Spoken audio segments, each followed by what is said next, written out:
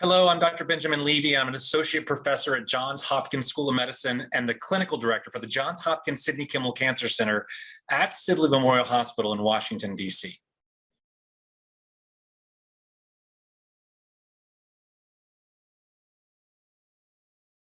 This has been a very exciting time in the diagnostic journey for a patient with advanced stage non-small cell lung cancer. Part of that excitement is rooted in circulating tumor DNA. Liquid biopsies, plasma genotyping, whatever you want to call them. We've got now great evidence that what we find on circulating tumor DNA when we interrogate it in our advanced stage lung cancer patients can be actionable, and we can make treatment decisions based on that. The first point I want to make is that circulating tumor DNA is accurate, meaning that if you were to draw a liquid biopsy and compare the results to a tissue biopsy, the positive predictive value of all these genetic alterations that you find in blood is close to 95 to 100%, meaning if you find a genetic alteration in plasma, there's 95% to 100% chance you're also going to find it in tissue. And that's important. The second point I want to make is that we often now use liquid biopsies in conjunction with tissue biopsies when we are looking at our patients for treatment decisions with advanced stage disease. We have two data sets to suggest that if we add a liquid biopsy to a tissue biopsy, we are more likely to capture the genomic alteration of interest that will allow us to make a treatment decision and deliver potentially targeted therapies to patients. Why is this? Well, we know that tissue biopsies are not perfect, and there's oftentimes challenges with tissue heterogeneity or the sample that you get from the biopsy, where you can miss the alteration, even in the best of circumstances, because the sample's not adequate, or there's heterogeneity in the sample and you sample an area that did not have the alteration.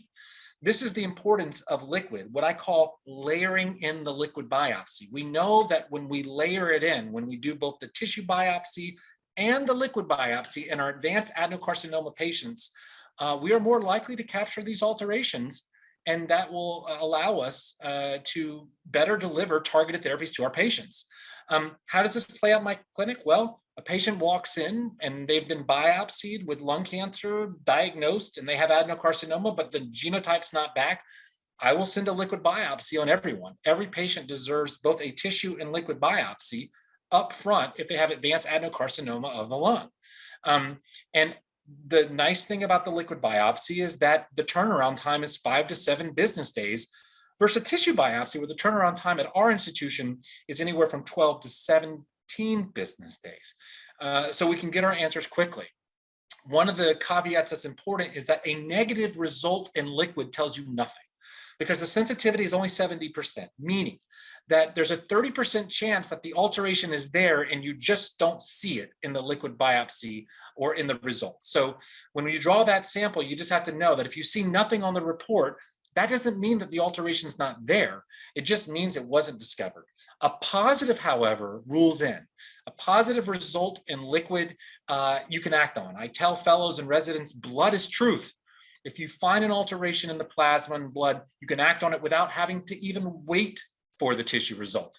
So that's where we are right now with liquid biopsies in lung cancer, but we're just beginning to scratch the surface. We are now starting to looking at them longitudinally.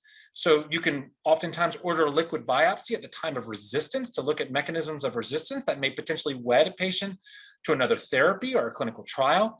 We're looking at liquid biopsies longitudinally in real time to see that drops in mutation levels in the blood may correlate better with outcomes, and that patients that don't drop may be in trouble and need additional therapies.